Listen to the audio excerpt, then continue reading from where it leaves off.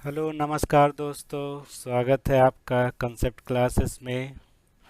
आज हम स्टार्ट करने वाले हैं 1.3 एक्सरसाइज। ठीक है, लेकिन 1.3 एक्सरसाइज पढ़ने से पहले हमें कुछ चीज़ों का ध्यान रखना होगा। हमें कुछ बातें ध्यान रखनी होगी। वो क्या है कि जैसे कोई भी हमें परिमेय संख्या मिलती है, परिमेय संख्या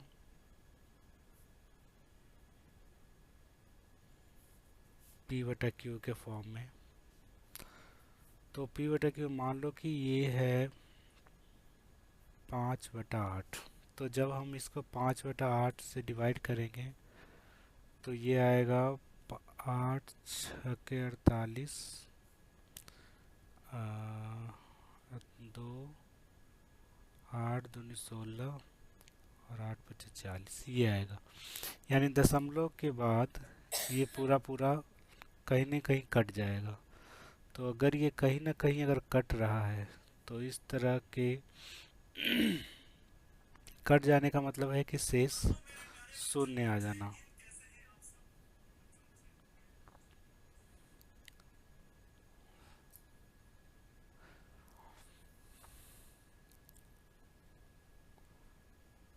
शेष शून्य आना, इसका मतलब क्या है?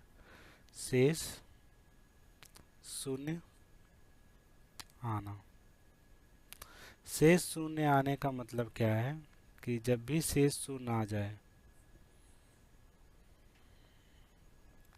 तो हम समझ जाएंगे कि ये क्या है, शांत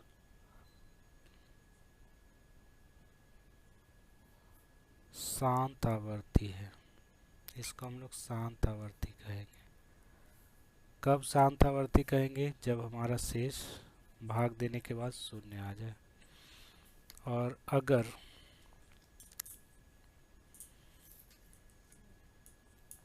जैसे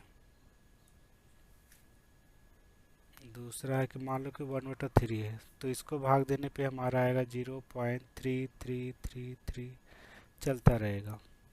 ये क्या है हमारा? अशांत। अशांत कह सकते हैं या फिर हम इसको कह सकते हैं अनवसानी आवर्ती। अनवसानी आवर्ती। ठीक है, तो जिसका हमारा शेष शून्य आ जाए उसको हम लोग शांत आवर्ती कहेंगे। इसमें हमारा शेष से कभी शून्य नहीं आएगा। शेष कभी शून्य नहीं आएगा।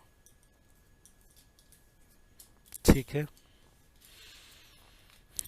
अब इसमें भी दो प्रकार के होते हैं।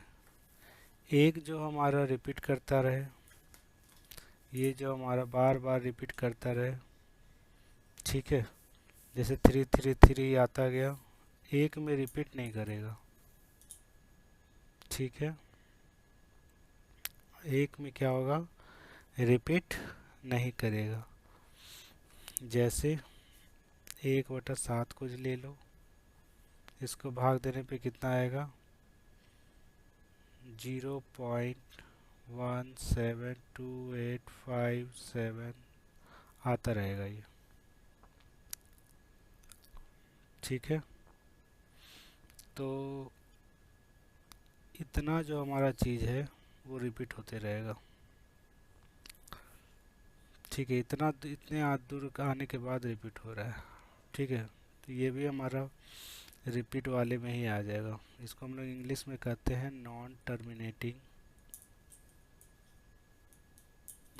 Terminating recurring recurring.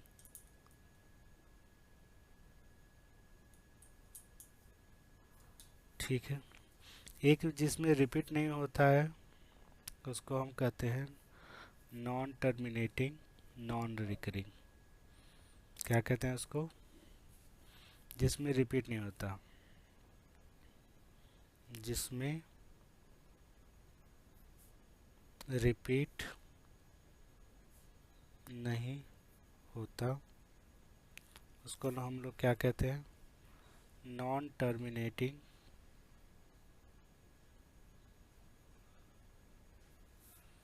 Non recurring recurring. ठीक है, इसका एग्जांपल क्या हो जाएगा, जैसे √2 का हम लोग जब निकालेंगे तो ये आएगा 1.414 213, कुछ भी आते रहेगा लेकिन रिपीट नहीं होगा, तो इसको हम लोग नॉन टर्मिनेटिंग रिकरिंग कहते हैं। ठीक है, तो ये हमारा था कुछ थ्योरम। अब चलते हैं हम एग्जाम्पल के साथ। ठीक है, एग्जाम्पल हमारा है सबसे पहले 5 नंबर एग्जाम्पल। 4 तक हमने कर चुके थे पहले। 5 नंबर में कहता है कि 10/3 7/8 और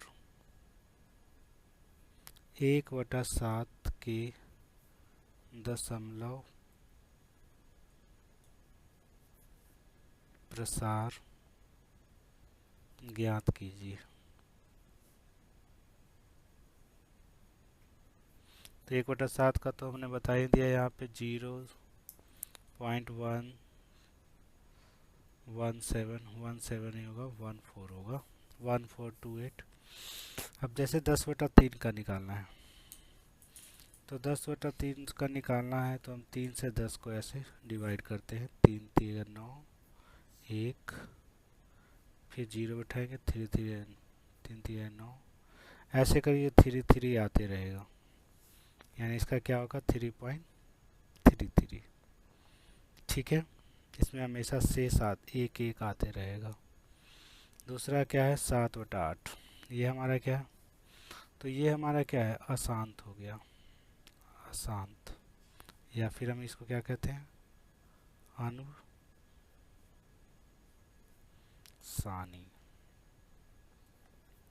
अनुसानी आवर्ती। इसका हमारा क्या हो जाएगा,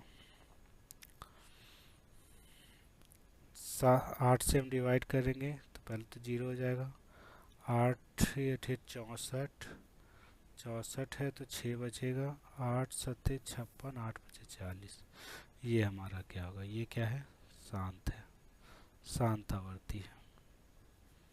ठीक है, 1/7 क्या है 0.172857 आते रहेगा ये, यानी इसके बाद रिपीट होगा तो इस पे हम रेकरिंग चढ़ा सकते हैं, इसको हम कहेंगे अशांत। ठीक है, जिसको हम इंग्लिश से कहते हैं नॉन टर्मिनेटिंग रेकरिंग। ठीक है, चलते हैं अगले एग्जाम्पल की ओर। अगला एग्जाम्पल है 6 नंबर। 6 नंबर में क्या कहता है कि हमें दिखाना है, दिखाइए कि 3.142678 एक परिमेय संख्या है, एक परिमेय संख्या है। ठीक है, यानी हम P/Q के रूप में इसे दिखाना है लिख के, और जिसमें Q हमारा नॉट इक्वल टू 0 होना चाहिए। ठीक है, कोई बात नहीं। सबसे पहले हम इसको बटा में चेंज कर देंगे, कैसे होगा 3142678, दशमलव के बदले 1, दशमलव के बाद कितना अंक 3, 6 अंक, 6 0 दे देंगे। ठीक है, कटेगा तो काटेंगे, नहीं कटेगा तो क्या होगा ऐसे छोड़ देंगे। ये क्या है, एक परिमेय संख्या है, परिमेय संख्या है। ठीक है, साबित हो गया कि ये परिमेय संख्या है। ठीक है, 7वां नंबर उदाहरण क्या कहता है कि दिखाइए क्या दिखाइए, 0.33333, इसको हमें क्या करना है, इक्वल टू 0.3 का बार, इतना जो है 0.3 का बार होगा। और इसको हम P बटा Q के रूप में लिख सकते हैं, P बटा Q के रूप में लिख सकते हैं। और ठीक है, कैसे भाई, तो मान लेते हैं, माना कि x बराबर 0.3333 डॉट डॉट डॉट 10 से हम इसको गुना कर दें, क्या हो जाएगा, 10x बराबर हो जाएगा 3.3333 ऐसे डॉट करके। ठीक है, अगर इसमें से हम 10 कॉमन ले लें, ठीक है, 10 कॉमन लेने तो क्या हो जाएगा, 10 गुने 0.33 फिर से ऐसे हो जाएगा। इतना की जगह पे हम क्या लिख सकते हैं,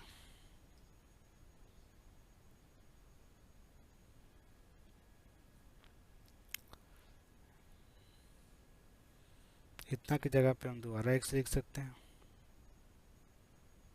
नहीं 3, यहाँ पे 10 कॉमन है, 3 कॉमन आएगा, तो यहाँ की जगह फिर से हम क्या लिख सकते हैं, x लिख सकते हैं, लिख सकते हैं कि नहीं,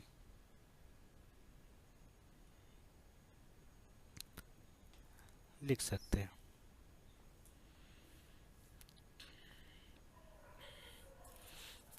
चलो उसको हम इधर समझाते हैं। सबसे पहले मान लेते हैं x बराबर 0.033 डॉट डॉट, इसको हमने x बराबर मान लिया। ठीक है, अब क्या करेंगे, हम 10 से इसमें गुना कर देंगे दोनों तरफ, तो 10x हो जाएगा, 10x हो जाएगा, 10x इक्वल टू क्या हो जाएगा, 10 गुने 0.3333 डॉट डॉट डॉट। ठीक है, इतना बराबर क्या हो जाएगा हमारा, 3.333 डॉट डॉट डॉट। अब जब इतना बराबर हमारा ये हो जाएगा, इसकी जगह पे हम क्या लिख सकते हैं, इसकी जगह पे हम फिर से क्या लिख सकते हैं, x लिख सकते हैं, यानी ये हमारा क्या है,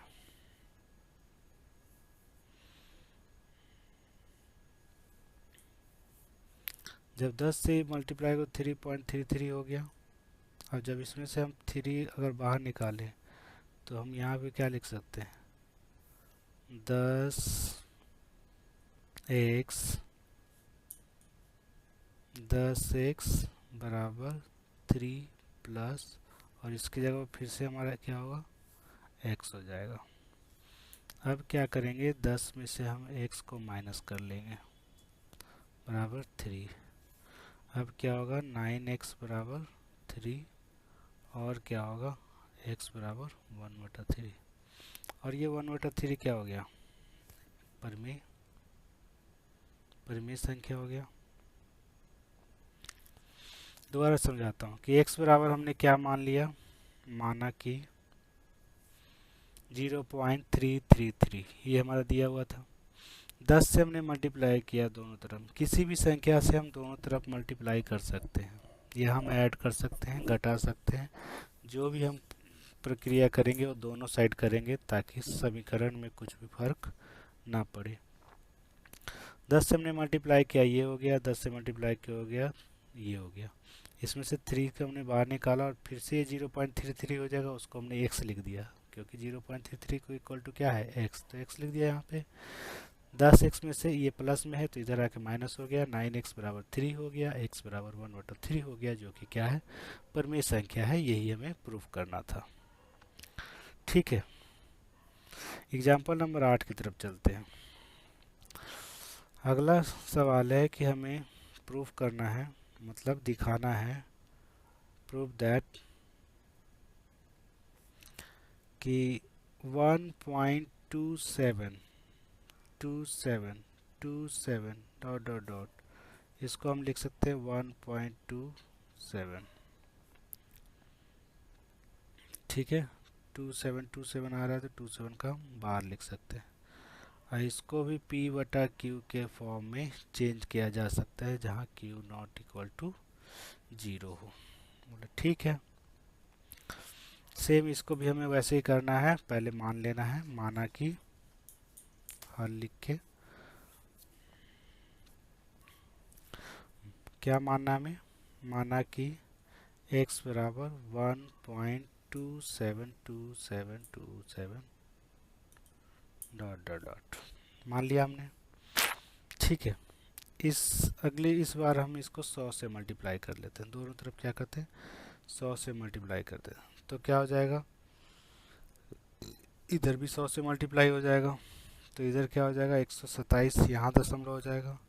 127 में से 126 को हमने बाहर निकाल लिया, तो क्या बचेगा यहाँ पे 1.27, फिर से वही आ जाएगा 2727 डॉट डॉट डॉट। इसको हम क्या मान लेंगे, x, क्योंकि x माना था पहले, तो फिर से हम इसकी वैल्यू हम x रख देंगे। 100x 126 प्लस x यानी 99x बराबर क्या हो जाएगा, 126। यानी हम क्या लिख सकते हैं, x बराबर 126/99। ठीक है, इस तरह से हम लोग इसे लिख सकते हैं। इसको जब काटेंगे तो क्या हो जाएगा, 11 से कटेगा नहीं, 6 से 3 से कटेगा, 9 से भी कटेगा, 9 एकम 9, 3, 9 एकम 9, 9 चौके 36, 9 9 11, यानी क्या होगा ये 14/11। इसको हम डिवाइड करेंगे तो 1.27 पर बाहर आ जाएगा, क्योंकि 2727 रिपीट करता रहेगा। ये हमारा क्या हो गया, सिद्ध हो गया। ठीक है, ठीक है, एग्जाम्पल नंबर 9 की तरफ चलते हैं। 9 में क्या कह रहा है कि हमें प्रूफ करना है। ठीक है, क्या साबित करना है, साबित करना है कि, क्या साबित करना है हमें, साबित करना है 0.2353 डॉट डॉट। इसको हम लिख सकते हैं 0.3235 का बार। इसको भी P बटा Q के फॉर्म में लिख सकते हैं, और Q हमारा नॉट इक्वल टू 0 होगा। ये हमें साबित करना है। बोले ठीक है,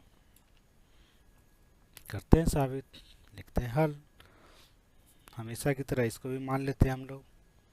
x बराबर क्या मान लेंगे, हमारा 0.2353535। ठीक है, इसको भी हम 100 से मल्टीप्लाई कर देंगे। 100 से मल्टीप्लाई 100 x हो जाएगा, इधर क्या हो जाएगा 23। ठीक है, 23.3, और इधर क्या हो जाएगा 0.23535।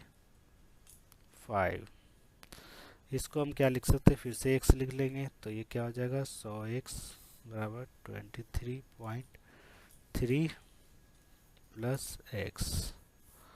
यहाँ से हम क्या लिख सकते हैं, 99x बराबर 23.3, और x बराबर क्या लिख सकते हैं 23.3/99। ठीक है, अगर एक दशमलव को भी नीचे ले आए तो क्या हो जाएगा, ये 0 यहाँ हो जाएगा, यानी हम लिख सकते 233/990।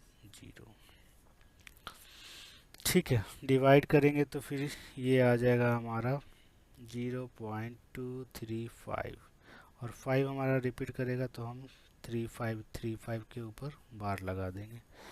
यानी ये हमारा हो गया P बटा Q, और ये हमारा हो गया जिसे प्रूफ करना था, तो हम लिख देंगे इसको प्रूफ। ठीक है, आगे कोई एग्जांपल है, आगे कोई एग्जांपल नहीं है, सीधे हम लोग, हाँ एक और एग्जांपल है।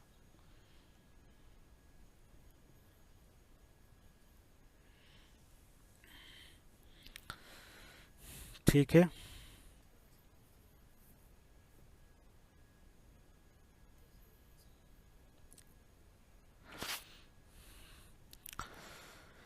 अगला जो उदाहरण है 10 नंबर, ये क्या कह रहा है कि 1/7 और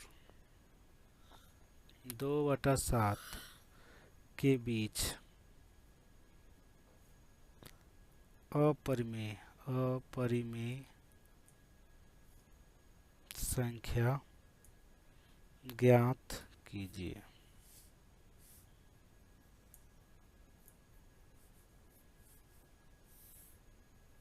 ठीक है, क्या करना है? 1/7 और 2/7 के बीच अपरिमेय संख्या ज्ञात करना है। ठीक है, तो 1/7 का हमने क्या देखा था? 1/7 का हमने देखा था 0.1428757। ठीक है, ये हमारा पूरा चीज़ रिपीट होता रहता है, यही सेम टू सेम आएगा। 2/7 का क्या हो जाएगा? 2/7 का क्या हो जाएगा हमारा? इसी का दुगुना हो जाएगा लगभग। 2/7 को हम लोग क्या लिख लेंगे? 0.2856।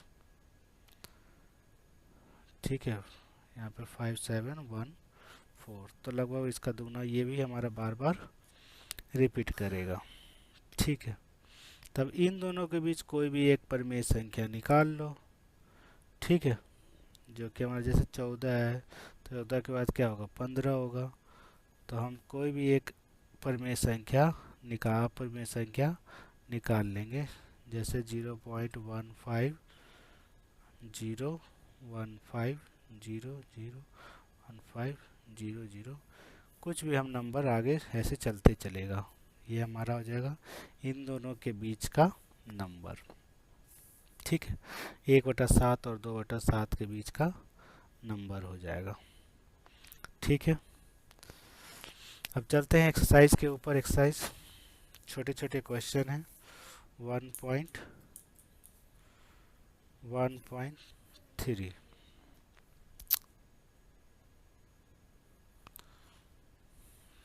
पहला क्या लिखना है? इसको दशमलव के रूप में लिखना है, जो प्रत्येक का दशमलव प्रसार भी बताना है। ठीक है, तो पहला का हमारा पहला देख लेते हैं क्या है। 36/100 है, इसको हम क्या लिख सकते हैं? 0.36। ये हमारा दशमलव में हो गया। ठीक है, 1/11 क्या है? 1/11 क्या होगा? इसका होगा 0.9, 0.09। ठीक है, 09 ऐसे करके ये रिपीट करता जाएगा ये। ठीक है, तो ये दूसरा हो गया। तीसरा हमारा क्या हो गया? 4.1/8 है, तो 8 चौके 32, 32 से कितना हो गया? 33/8। एक डिवाइड करेंगे क्या होगा? 8 चौके 32, एक बच जाएगा, तो 8 एकम 8, 2 बच जाएगा, 8 दूनी 16, 8 बचे 40। ये भी हमारा शांत आवर्ती है, ये हमारा अशांत है, ये हमारा शांत है। चौथा नंबर क्या है? फोर्थ नंबर है 3/13। ठीक है, ठीक है, तो मुझे लगता है ये सब आप लोग कर लोगे। इसको डिवाइड करना है, डिवाइड तो आपको आता ही है, ये मैं आपके ऊपर छोड़ता हूँ। 2/11 को भी आप लोग करोगे। ये समझिए कि आपके लिए होमवर्क है। 329400, इसको भी आपको ही करना है, डिवाइड करना है। ठीक है, ये भी हमारा शांति होगा। तो इस तरह से आपको ये सारे क्वेश्चन को आपको सॉल्व करना है। ठीक है, ठीक है, आज के लिए इतना ही रखते हैं हम। अगला बाकी के 1.3 के जो भी क्वेश्चन हैं हम नेक्स्ट क्लास में करेंगे। तब तक के लिए नमस्कार, शुभ रात्रि, बाय।